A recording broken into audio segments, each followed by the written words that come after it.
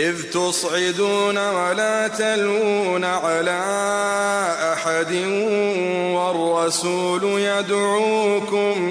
والرسول يدعوكم في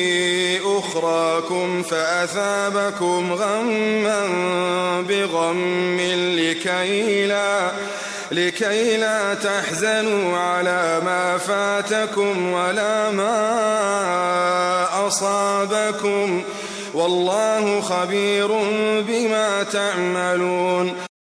کله چې تو سے په بره په منډه روان وی او تو سے هیڅ چاته مخ هم نه رو اړوه او رسول صلی الله علیه وسلم تو سے شو ته تو سے تا اوازونه کول نو د دې په بدله کې تو سے تا غم د پوسه غم دیر کړ د دې د پورا چې تو سے غمجن نشي په هغه شي چې لا تو سے نه پوت شو او نه په هغه شي چې تو سے تا در ورسېدو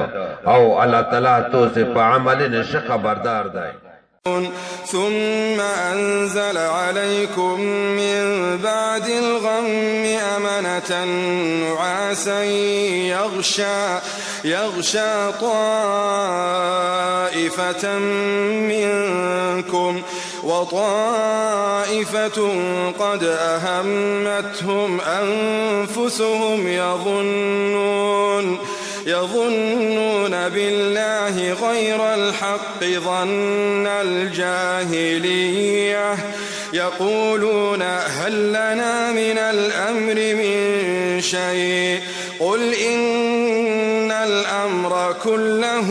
لله يخفون في أنفسهم ما لا يبدون لك يقولون لو كان لنا من الأمر شيء ما قتلنا هاهنا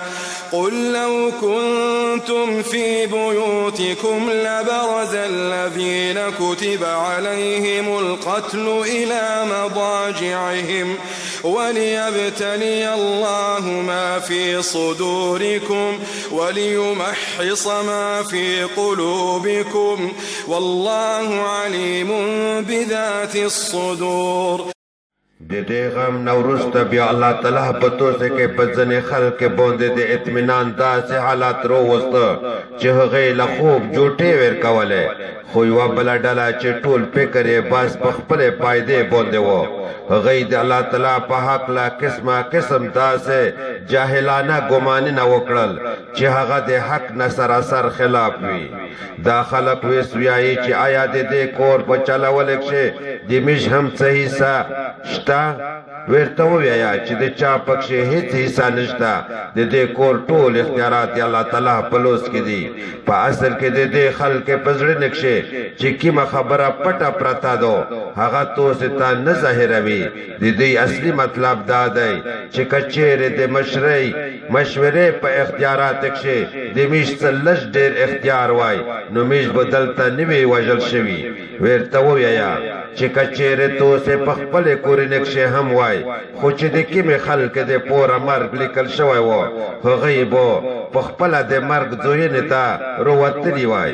او دا کیم کور چې وشو دا ځکه وشو چې څه تو سه پسینه کې پټ دی چې هغه الله تعالی و ازمایي او څه خیره چې تو سه پزړه نقشه دی چې هغه الله تعالی جدا چاڼ کړي.